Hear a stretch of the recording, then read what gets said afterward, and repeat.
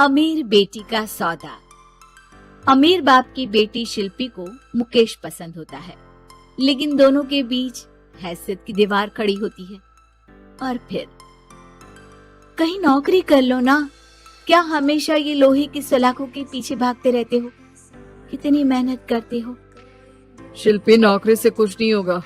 तुम लोगों की हैसियत तक पहुंचना है तो अपना ही बिजनेस करना पड़ेगा, वरना तुम्हारे पापा किसी और से तुम्हारी शादी करवा देंगे। अच्छा, ऐसे किससे करवा देंगे? मैं तो तुमसे ही शादी करूंगी। बोल दिया तो बोल दिया, बस। मुकेश उस बेचारी को समझाता भी तो क्या। दुनिया के रीति रिवाजों से काफी दूर थी शिल्पी। भले ही बड़े बाप की बेटी, लेकिन सादगी इतनी कि क्या कहना। बेटा शिल्पी, कल तुमको देखने लड़के वाले आने वाले हैं, तैयार रहना। मैंने तुम्हारी माँ को समझा दिया है। घर के सारे नौकर चाकर को वो समझा देगी कि स्वागत कैसे करना है। कैसी बात कर रहे हैं पापा? मैं तो मुकेश से प्यार करती हूँ, उसी से शादी करूंगी। मैंने आपको बताया था ना। मुकेश किसका बेटा है? वो स्टील किंग सिंघानिया का, या वो जो बड़े ज्वेलरी वाले हैं मेहता, उनका?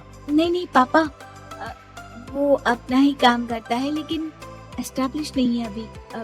पापा, वो आपके पास कब आएगा? जब कुछ बन जाएगा। आप प्लीज थोड़ा सा वक्त दे दीजिए। पिता को शिल्पी की बात पर गुस्सा आ जाता है। वो उससे कुछ नहीं कहते और शिल्पी की माँ के पास जाते हैं। ये संस्कार देकर बड़ा किया तुमने शिल्पी को, और कैसे मैं किसी भिखारी के साथ उसकी शादी कर दूं? कौन है ये मुकेश? मैं जानती हूँ, बड़ा ही होनहार लड़का है। शिल्पी से बहुत प्यार करता है और शादी करना चाहता है। अरे ऐसे कैसे मैं किसी से भी अपनी बेटी की शादी कर दूं? कोई भी उठकर आए और कहे कि मैं शादी करना चाहता हूँ तो मैं शादी कर दूं? कान खोल कर सुन लो, कल उसे अच्छे से तैयार कर देना, क्योंकि जो लड़का मैंने देखा है शिल्पी के लिए, वो करोड़पति घर का बेटा है, समझी? लाख मना करने पर भी शिल्पी को उस लड़के से मिलवाया जाता है जो उसके पिता ने उसके लिए देखा था। देखिए, मैं किसी और से प्यार करती हूँ और उसी से शादी करूंगी। ये तो बहुत अच्छी बात है कि तुम किसी और से प्यार करती हो, क्योंकि मैं भी किसी और से प्यार करता हूँ। लेकिन शादी तो हम दोनों को ही करनी होगी, जानती हो ना, ये बिजनेस और ये सारा कुछ। शिल्पी को समझ में नहीं आता कि वो क्या कह रहा है, लेकिन वो समझ जाती है कि वो लड़का भी किसी और से प्यार करता है। पिताजी, वो भी कह रहा था कि वो किसी और से प्यार करता है। हाँ तो करने दो ना, हमने तो नहीं रोका। तुम अपना देखो, शादी के लिए हाँ कर गया है वो।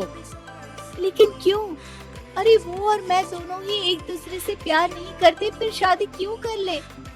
पापा, एक बार सिर्फ मेरे कहने पर आप मुकेश से मिल ले।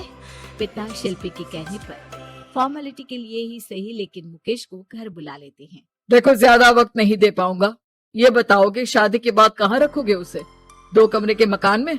नहीं सर, मैंने 2 साल के बाद का सारा प्लान कर लिया है। मैंने आयरन इंडस्ट्री खड़ी करने के लिए पूरा ब्लूप्रिंट तैयार किया है।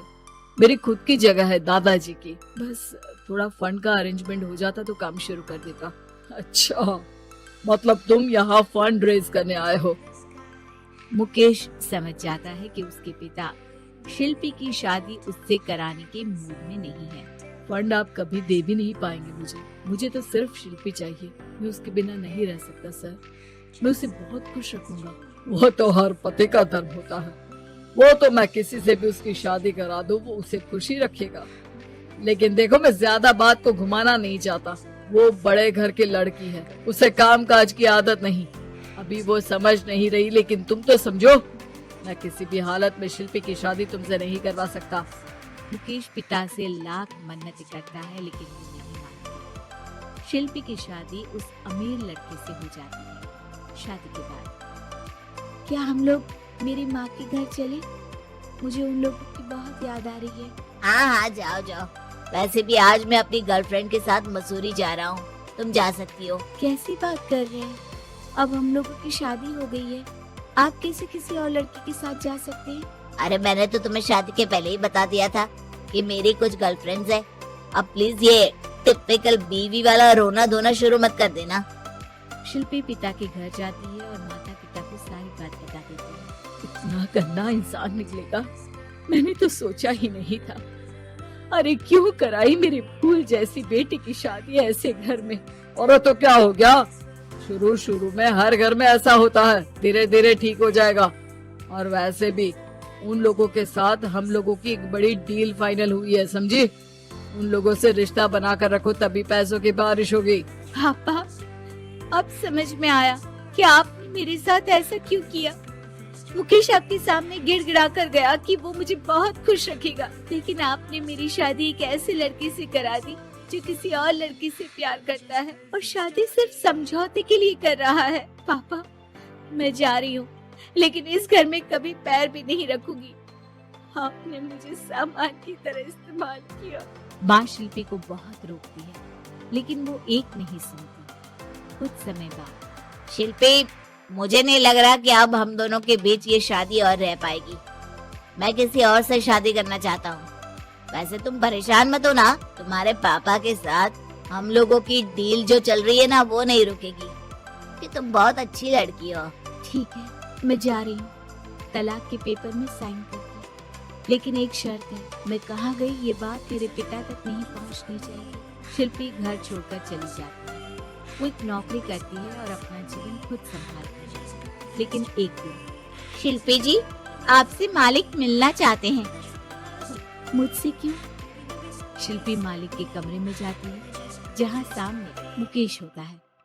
अरे आपको देखकर बहुत खुशी हुई, बहुत बड़े आदमी बन गए। थैंक्स, पर तुम्हें नौकरी करने की क्या जरूरत पड़ गई। मैंने तो सोचा भी नहीं था कि तुम मेरी शिल्पी होगी।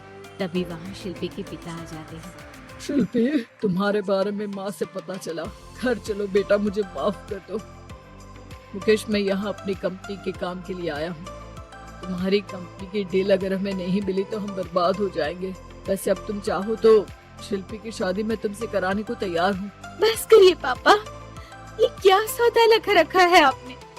जिस कंपनी से आपकी डील हो, अपनी बेटी की शादी उसी के घर करा देते हैं। शिल्पी मुकेश से माफी मांगती है और वहाँ से जाने लगती है कि मुकेश उसे रोक लेता है। रुको शिल्पी, ये सब कुछ तुम्हारे लिए है। ये कंपनी, ये नाम सिर्फ तुमसे शादी करने के लिए ही खड़ा किया था। मैं आज भी तुमसे बहुत प्यार करता हूँ।